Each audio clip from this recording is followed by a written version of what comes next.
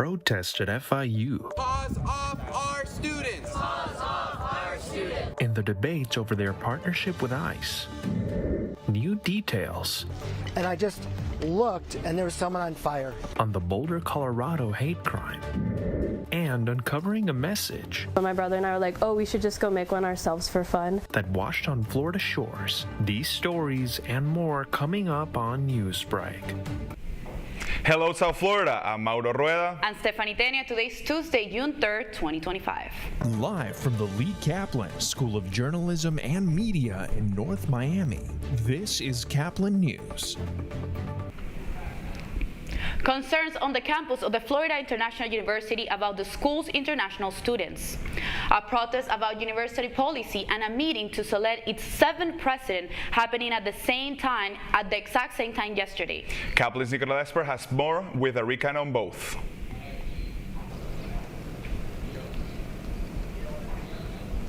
Protesters gathered yesterday in a fight to be heard during a police partnership with ICE that was happening while the Board of Trustees of FIU was meeting to unanimously vote in Jeanette Nunes as president.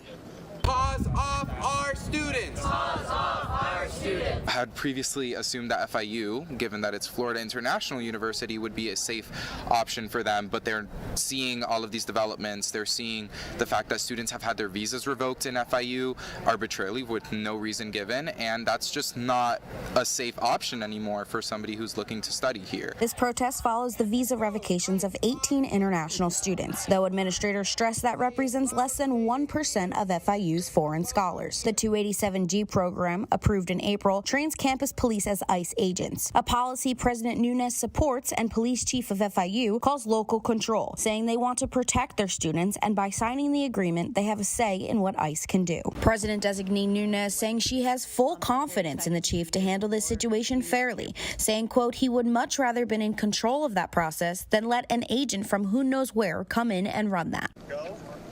Now with a new president now in place who supports this program, protesters are saying that the fight still continues, but as of right now, it's out of their hands. We're live in West Miami-Dade. I'm Nicolette Esper reporting for Kaplan News. Also, support pouring in from classmates of a high school student who was detained by ICE. He was taken into custody on Saturday in Massachusetts. Reporter Dan Bucci has more on the story. I think because of Marcelo and how he acted towards people is why so many people came out here today to help support Marcelo. Hundreds of Milford High School students walking out of school Monday, demanding freedom and justice for their classmate Marcelo Gomez da Silva. He's a student who is learning every other subject like every other student, who's excited about his future like every other student. The high school junior was detained over the weekend while on his way to volleyball practice. When I saw all the cops, that's the first thing that came to my mind. This student, who didn't want to be identified, was with Marcelo when he was detained. They were just asking for an ID, like documentation. At that point, none of the three of us knew that that we had the right to not say anything. Marcelo has spent most of his life in Milford, moving here when he was just 5. His girlfriend of almost 2 years says faith is what's helping the community get through this. This is God's love. Right behind me is God's love. And he loved Marcelo, and Marcelo was God's servant. He always preached the message of love. Classmates can't understand how someone so positive could have something so negative happen to them. It's horrible, being taken into the hands of someone who you don't know and potentially leaving the country.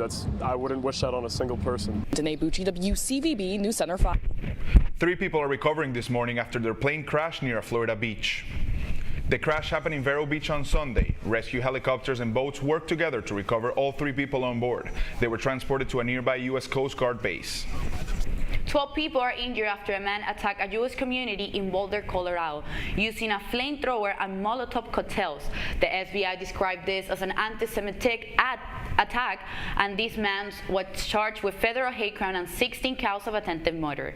Cheryl Hover has latest information on this atrocious attack. Boulder, Colorado firebombing suspect Mohammed Sabri Solomon appeared in court Monday. He faces a federal hate crime charge. According to jail records, Solomon is being held on a $10 million bond. It is set at $10 million cash only. Solomon allegedly used a makeshift flamethrower and Molotov cocktails to set people on fire during a Jewish community event Sunday. The event takes place weekly in support of hostages in Gaza. According to an affidavit filed Monday, Solomon told investigators he, quote, wanted to kill all Zionist people. And when he was interviewed about the attack, he said he wanted them all to die. He had no regrets, and he would go back and do it again. Solomon is facing multiple state felony charges, including 16 counts of possession of incendiary devices with criminal intent. I felt like heat, huge amount of flame, and I just looked and there was someone on fire. There is a male with a blowtorch setting people on fire. We got bombarded with lots of 911s. I know that there is at least one party rolling around in flames. An event participant says a Holocaust survivor is among the victims. The federal affidavit says Solomon had planned the attack for a year. I'm Sherelle Hubbard reporting. Tensions are high this morning after China accuses the United States of provoking new economic and trade frictions. This response comes after President Trump claimed that Beijing has violated their tariff agreement, which had put a pause to the trade war. U.S. officials expected China to lift restrictions on rare earth minerals, which are useful in U.S. supply chains. But as of now, China has not. A federal judge temporarily blocks Homeland Security from ending 10,000s of TSA union contracts.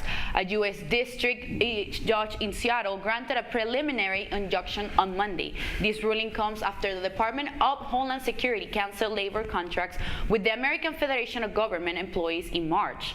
The judge said that the DHS explanation was lacking substance and reflective of retaliatory intent. Recent college graduates are struggling in the workforce after economists say this is the worst job market in years. An Oxford study says the unemployment rate for people aged 22 to 27 years old with at least a bachelor's degree is consistently higher than the national rate. The Bureau of Labor Statistics shows the unemployment rate is twice as high as the national rate, which is at 4.2%. The Marlins looking for a win at home against the Colorado Rockies. That's still ahead, and so is the story. I was walking, and then the waves were coming, and the bottle almost went, but I grabbed it really fast. A message found 7 years later, the story of who sent it and the person hid in Florida who received it. Newsbreak will be back in 2 minutes. Last week, Brandon met a girl on a dating app. One day after work, he finally found the courage to ask her out. No answer. He started to panic. Was he being too pushy? Maybe it was too... Hey, sorry I didn't respond. I was driving. I would love to go on a date. How does tonight sound? Brandon tried to play it cool, but inside he knew. A girl so smart, so responsible. She must be a keeper.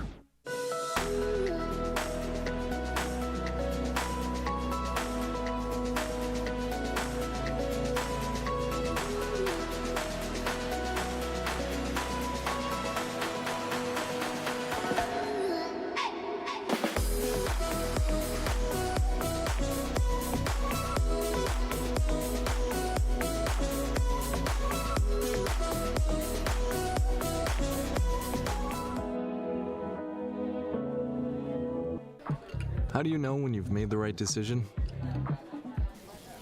It's the feeling you get in your gut. The one that tells you what's right or wrong. It's the one that says, sure, I can have a drink. Or the feeling that says, okay, I've been drinking. Now what? It's the voice inside you that says, I'm buzzed. Better leave the car when it's time to go. Plan ahead. Catch a sober ride. Buzz driving is drunk driving. Every day, millions of people are connecting. And even though we're overcoming obstacles, watching each other's backs, and banding together, we should still make an effort. We should still make an effort to get to know each other on a deeper level. Father, cosplayer, mentor, actor. It's time we take a step forward. It's time we take a step forward. Come together and discover how accepting our differences can make us stronger.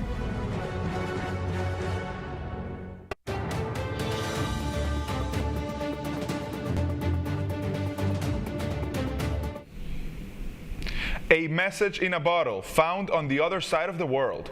Several years ago in Hawaii, a teenager tossed a message in a bottle into the ocean. 7 years later, the bottle was found, making a connection between its sender and receiver.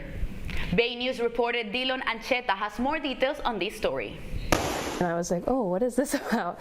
And it was the piece of paper, and I knew it was mine because it had the paper cranes, and my brother and I had like an obsession with making paper cranes. She said her younger brother wrote the message but put down her phone number. Together they tossed it at Kaena Point. I was just shocked, and then I just thought like that was pretty cool. I texted them a little bit, and that was kind of that. On the other end of the line was Paris Hoisington from Michigan. She was vacationing with her family in Florida when her daughter Josie found it at Bradenton Beach, some 4,700 miles away from Oahu. I was walking, and then the waves were coming, and the bottle almost went, but I grabbed it really fast. The message inside: hello people who found this. You will be happy that you found this. Why? Because you will know me with this number. They included the number and date, August 17th, 2018. I just remember doing it because I had been walking on the beach at my favorite surf spot, and I had seen a message in a bottle. There was no phone number, but my brother and I were like, oh, we should just go make one ourselves for fun. And fun it was. Hollenbeck says she never imagined it would have been found and led to such attention.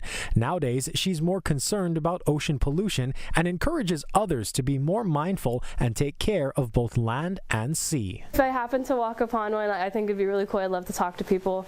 But yeah, it was a super fun experience. Dylan and Cheta, Hawaii News Now. The Miami Marlins lost their second consecutive game at home to start their series against the Colorado Rockies. After leading by 3 runs in the second inning, the Marlins couldn't score again for the rest of the game. This gave Colorado the chance to not just come back, but win the game entirely. The final score was Colorado 6, Marlins 4. The Marlins will continue their series against the Rockies today at 6:40 p.m. You're watching Newsbreak, and we're coming right back.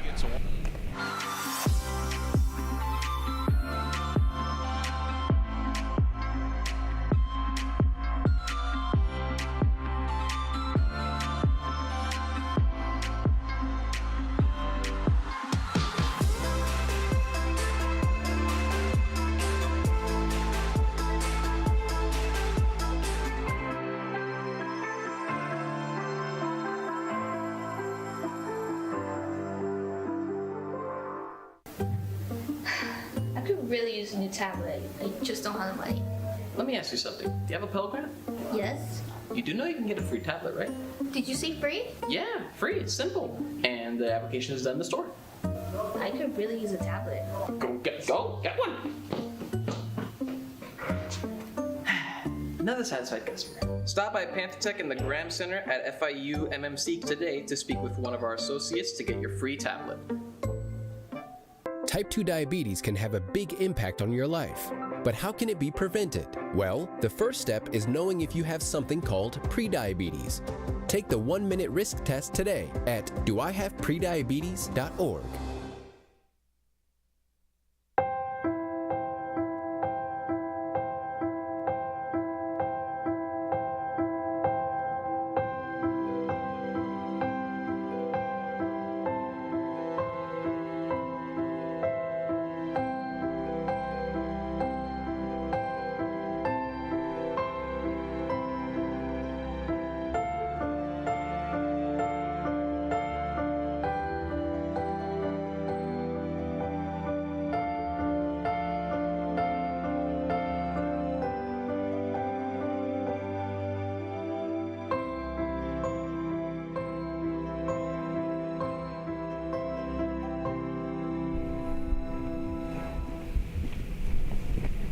That's all the time we have for Newsbreak. I'm Stephanie Tenia. I'm Mauro Rueda. Get more news anytime at kaplannews.fiu.edu.